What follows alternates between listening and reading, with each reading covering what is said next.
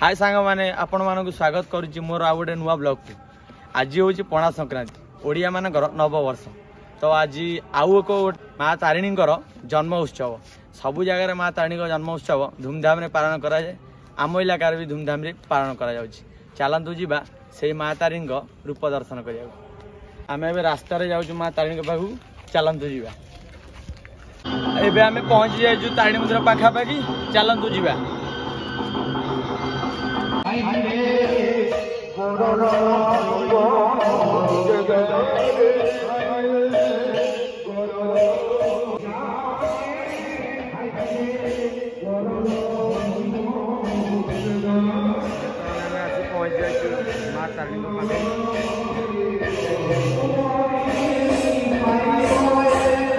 यज्ञर पूर्णाहुति भी सरी जाइए।